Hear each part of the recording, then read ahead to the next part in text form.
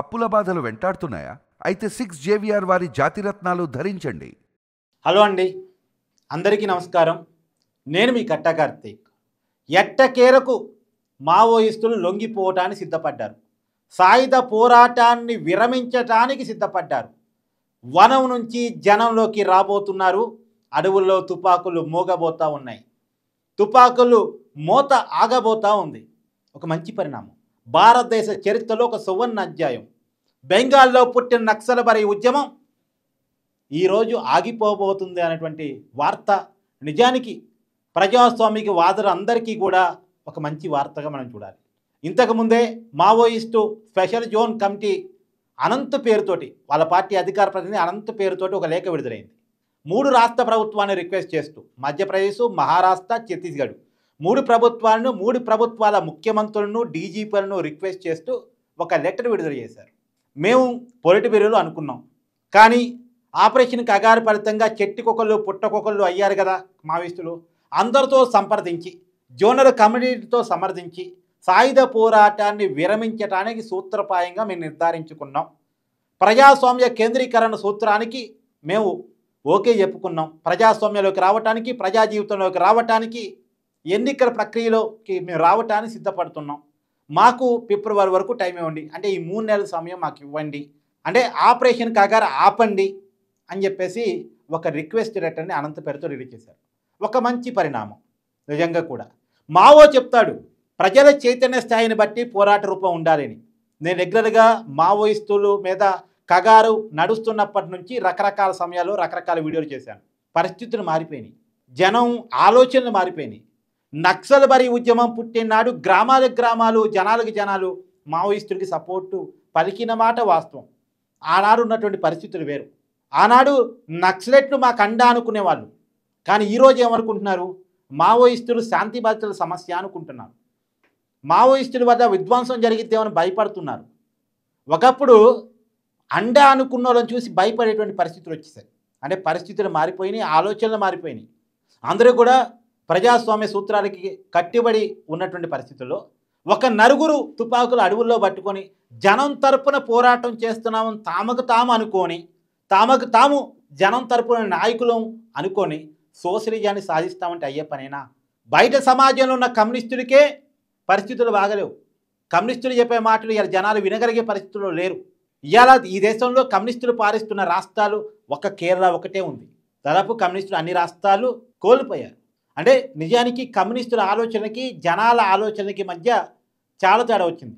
ఇలాంటి పరిస్థితుల్లో నలుగురే ఉన్న కమ్యూనిస్టులు చెట్టుకొకళ్ళు పుట్టకొకళ్ళు, సంఘానికి ఒకళ్ళు, సిద్ధాంతానికి ఒకళ్ళు కాకుండా అందరూ కలిసి తామేం కోరుకుంటున్నారు, కమ్యూనిస్ట్ సిద్ధాంతం ఏంది, సోషలిజం వస్తే జరిగేదేంటి అనేది ప్రజలకు వివరించి, ప్రజల్ని వాళ్ళ సిద్ధాంతం వెనకాల ర్యాలీ చేసుకొని ఎన్నికల ప్రక్రియ ద్వారా వెళితే దానివల్ల ఒక అర్థం ఉంటుంది. ఎందుకు? ప్రజలే అంతిమంగా దేనిని ఒప్పుకోవాల్సిన ప్రజలే, సాయుధ పోరాటాన్ని ఒప్పుకోవాల్సిన ప్రజలే, ప్రజాస్వామిక ప్రక్రియను ఒప్పుకోవాల్సిన ప్రజలే, అంతిమంగా నీ సిద్ధాంతం కరెక్ట్ అని ఒప్పుకోవాల్సిన ప్రజలే. ఆ ప్రజలకి దూరంగా ఉండి ఏదో నట్టడుగులో దాక్కొని నీ ప్రాణాలు తెగించి నువ్వు సాధించేదేంది? ఇన్ని దశాబ్దాల మావోయిస్టు చరిత్రలో సాధించింది ఏంది? ఒక చర్చ జరగాలి. నేను బలంగా కోరుకున్న ఒక చర్చ జరగాలి. ఇన్ని దశాబ్దాల మావోయిస్టు ఉద్యమంలో సాధించినది ఏంటి? నిజంగా కొంతమందికి ఏదో ఆదివాసీ గ్రామాలకి అక్కడక్కడ కొంతమందికి ఏదన్నా అన్యాయం జరగవచ్చు. కానీ ఇంత పెద్ద ఉద్యమంలో చిన్న విజయాలు తప్ప వాళ్ళకి పెద్దగా మేము ఇది సాధించాం, సోషలిజాన్ని కమ్యూనిజాన్ని సాధించే వైపుగా అడుగులేసాం అన్నది ఒకటి ఉందా? ఇలా చైనాలో విప్లవం వేరు, రష్యాలో విప్లవం వేరు, భారతదేశంలో పరిస్థితులు వేరు. చైనాలో రష్యాలో కూడా కమ్యూనిస్టులు ఇప్పుడు తుపాకులు పట్టుకొని లేరు, ప్రజలతో మిళితమై ఉన్నారు. అక్కడ పరిస్థితులు తీసుకొచ్చి అక్కడేదో వచ్చింది, అప్పుడేదో వచ్చింది, ఇక్కడ కూడా అలా వస్తుందంటే అయ్యే పని కాదు. ఇక్కడ ప్రజలు వేరు, ఇక్కడ సంస్కృతి వేరు, ఇక్కడ సాంప్రదాయం వేరు, ఇక్కడ ఆలోచన వేరు. ఎక్కడైనా అక్కడ పరిస్థితులకు అనుగుణంగా ఉండాల్సిందే తప్ప, ఆలోచనకు అనుగుణంగా ఉండాల్సిందే తప్ప దానికి భిన్నంగా ఉంటామంటే నువ్వేరుగా ప్రజలు వేరుగా ఉంటారు. ఏ ప్రజల కోసం అయితే నువ్వు కొట్లాడుతున్నా అని చెప్తున్నావో ఆ ప్రజలకు దూరంగా ఉండి నువ్వు సాధించేది ఏంది అసలు? సో ఒక మంచి పరిణామం ఏది ఏమైనా ప్రజల్లోకి వాళ్ళు రావాలి. మళ్ళీ నేను చెప్తున్నాను, వాళ్ళలో చాలామంది నిజాయితీ పనులు ఉన్నారు, వాళ్ళలో చాలామంది చదువుకున్న వాళ్ళు ఉన్నారు. ఏదో అల్లరి చిల్లరగా లేరు. మావోయిస్టు ఉద్యమం అంటే అల్లరి చిల్లర వాళ్ళది కాదు.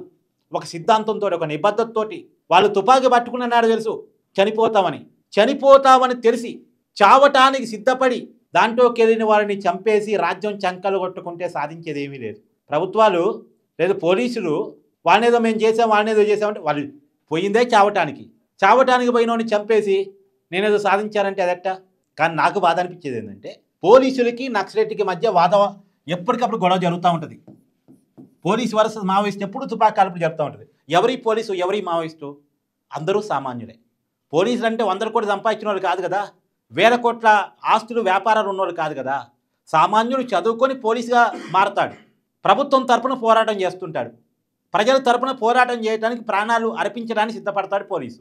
మావోయిస్టు కూడా అంతే, ప్రజల కోసమే పోరాడుతున్నా అని ఆయన అనుకుంటాడు. ఇద్దరు ప్రజల కోసమే పోరాటం చేస్తున్నాం అనుకుంటారు, ఒకరినొకరు కాల్చి చంపుకుంటారు. విషయం ఏంటంటే దోపిడీ పోవాలని వాళ్ళు అంటారు, లేదు ఈ విధానం కరెక్ట్ కాదని వీళ్ళు అంటారు. వీళ్ళిద్దరి మధ్య కొట్టాట్లో ఏదో ఒక సామాన్యుడే చనిపోతూ ఉంటాడు. వీళ్ళు బడుగు బలహీన వర్గాల వాళ్ళు చాలామంది ఉంటారు. కానీ ఈ తుపాకులు మొత్తం ఆగాలి, వీళ్ళని వీళ్ళు చంపుకోవడం అంటే మన బిడ్డలే చంపుకునేటువంటి పరిస్థితులు మారిపోవాలి. సరే, మొత్తానికి వేల కోట్ల దోచేసినవాడు, దొబ్బేసినవాడు, సంపద మొత్తం కూడబెట్టుకున్నవాడు వాడు బాగానే ఉంటాడు. చుట్టూ సెక్యూరిటీ పెట్టుకొని, పహారీ గోడలు పెట్టుకొని, ఇనప కంచెలు పెట్టుకొని చాలాసేపుగా ఉంటాడు. కానీ మన బిడ్డలు కాల్చుకొని చంపుకుంటూ ఉంటారు. ఎవరు చనిపోయినా మన బిడ్డలే, మావోయిస్ట్ చనిపోయినా మన బిడ్డే, పోలీసు చనిపోయినా మన బిడ్డే. మార్గాలు వేరు కావచ్చు, ఆలోచన వేరు కావచ్చు, ఒకరు ఆలోచన తప్పు కావచ్చు, ఒకరు ఆలోచన ఒప్పు కావచ్చు, కానీ మన బిడ్డలే చనిపోతూ ఉన్నారు. ఈ బిడ్డలు చనిపోవటం ఆగిపోవాలి, మన బిడ్డలు శుభ్రంగా ఉండాలి, మన బిడ్డలు ఐక్యమై పోరాటం చేయాలి. అంతిమంగా మన బిడ్డలు ఐక్యం కావాలి. ఐక్యత ద్వారానే ఏదైనా సాధ్యం. ఈ సంపద ప్రజలందరి చేతుల్లోకి పోవాలంటే, అసమానతలు లేకుండా పోవాలంటే, అంటరానితనం పోవాలి అంటే, వివక్ష పోవాలి అంటే, బానిసత్వం పోవాలి అంటే, సంపద అందరి చేతుల్లోకి రావాలి అంటే మనమంతా ఐక్యం కావాలి. మారాల్సింది మావోయిస్టులు మాత్రమే కాదు, ప్రజలు కూడా మారాలి. ఎన్నికల ప్రక్రియలో మంచి వాళ్ళకి మనం ఓటేస్తున్నామా, మందు దాగి ఓటేస్తున్నామా, డబ్బు తీసుకొని ఓటేస్తున్నామా, నిజాయితీని చూసి ఓటేస్తున్నామా, మనం కూడా ఆలోచించుకోవాలి. ప్రజాస్వామ్యంలో నిజాయితీ పనులకు అవకాశం లేకుండా డబ్బు ఖర్చు పెట్టగలిగిన వాడు, ఖర్చు పెట్టిన డబ్బుని తిరిగి సంపాదించుకోగలిగిన వాడు ఎన్నికల్లో నిలబడుతున్నాడు. అంతిమంగా చట్టసభని డబ్బులున్నవాడికి వదిలేస్తున్నాం. వాడి కోసం నిర్ణయాలు తీసుకుంటున్నాడు, వాడి కోసం పాలన చేస్తున్నాడు. పొద్దున్న లేస్తే మనం అంటాం ఫీజులు పెరిగినాయి, స్కూల్ ఫీజులు పెరిగినాయి, హాస్పిటల్ పెరిగింది, ఖర్చు పెరిగింది. ఎందుకు పెరగదు? నువ్వు అప్పచెప్పిందే పరిపాలన కార్పొరేట్లకి, నువ్వు అప్పచెప్పిన పరిపాలనే కార్పొరేట్లకు అప్పచెప్పినావు. నువ్వు ఒక్కసారి కార్పొరేట్కు అప్పచెప్పిన తర్వాత నీ మీద పెత్తనం చేయకుండా, నిన్ను దోచుకు తినకుండా వాడు ఎందుకుంటాడు? కాబట్టి జనం కూడా మారాలి. ఇప్పుడు మావోయిస్టులు మారారు సంతోషం, కానీ జనం కూడా మారాలి. ఏదో ఆ పూటకు వచ్చే కోట్ల కోసం, ఆ పూటకు వచ్చే 100-200 కోసం ఓట్టేసి కార్పొరేట్లే నెత్తిని పెట్టి సంపాదన కోసం పొద్దున్న లేచిన కాడ నుంచి డబ్బు కావాలి. ఎందుకు? అది లేకపోతే పని నడవదు, అది లేకపోతే విలువే లేదు అసలు మనకి. అలా ఎవరు క్రియేట్ చేసి పెట్టాడు? సంపాదనకి హెడ్గా ఉన్నవాడు, సంపాదన చేతిలో పెట్టుకున్నవాడు. వాడి చేతికి సంపాదన రావాలంటే నువ్వు బానిసగా వాడి కోసం పనిచేయాలి. బానిసత్వం రూపం మారింది. కాబట్టి ఎవరికి వాళ్ళుగా ఆలోచించుకోవాలి. ఏదేమైనా భారతదేశ చరిత్రలో ఒక సువర్ణ అధ్యాయం లిఖించబడింది. అడవి బిడ్డలు జనబిడ్డలుగా జనంలోకి రాబోతూ ఉన్నారు. ఏదైనా హిడ్మా ఎన్కౌంటర్ తర్వాత అంటే ఇవాళ మావోయిస్టులు అంటే తీవ్రవాదులుగా చిత్రీకరించబడుతున్నారు. ప్రజలు అట్నే అనుకుంటున్నారు, ఇలా తీవ్రవాదులు, వాళ్ళు కరెక్ట్ కాదు అని అనుకుంటున్నారు.